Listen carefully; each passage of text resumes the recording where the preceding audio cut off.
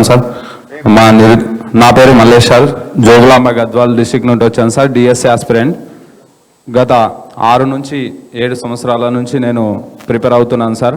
మా డిఎస్సి బాధ అయితే అది వర్ణనాతీతం సార్. ఎందుకంటే చాలామంది ఉమెన్స్ మాకు ఆస్పిరెంట్స్ ఉంటారు సార్. కోచింగ్ సెంటర్లలో 24 గంటలు వాళ్ళు ప్రెగ్నెన్సీతో ఉన్న పిల్లలు ఉన్నా అలాగే ప్రిపేర్ అయినా మాకు చివరికి మిగిలింది ఏమీ లేదు సార్.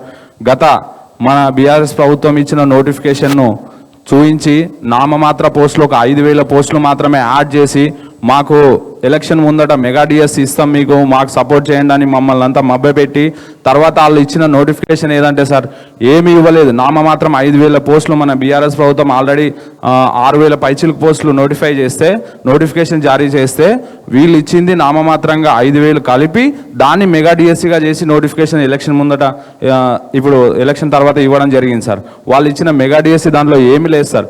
ఇంకొకటి, ఇప్పుడు ఈ మధ్యన రివ్యూ మీటింగ్స్ జరుపుతున్నారు సార్ ముఖ్యమంత్రి. అసలు ముఖ్యమంత్రి అడ్వైజర్లు ఎవరో ఆయనకు సోయ ఉందో లేదో తెలియదు సార్. విద్యాశాఖ మీద రివ్యూ జరిగేటప్పుడు కనీసం టీచర్స్ వేకెన్సీ ఎంత ఉంది, మన రాష్ట్రంలో ఎంత ఫిల్ చేయాలి, ఆర్టీ యాక్ట్ ప్రకారం సార్ మినిమం 2009 ఆర్టీ యాక్ట్ ప్రకారం సెక్షన్ 26 ప్రకారం టీచర్స్ వేకెన్సీ 10% మించకూడదు సార్. 10% మించితే వెంటనే ఫిల్అప్ చేయాలి సార్. మరి రివ్యూ మీటింగ్లో ఏం మాట్లాడతారో తెలియదు సార్. వాళ్ళ అడ్వైజర్లను ఫస్ట్ ఆఫ్ ఆల్ మార్చుకోవాలి సార్.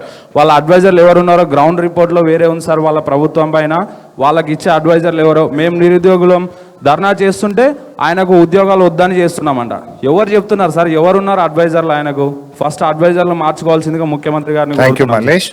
సో కాంగ్రెస్ పార్టీ ఇచ్చిన హామీ ప్రకారంగా 25,000 టీచర్ ఉద్యోగాలతో మెగా డిఎస్సి వేయాలని మీ డిమాండ్. అవును సార్. లాస్ట్ ఎవరైనా ఒక్కరికి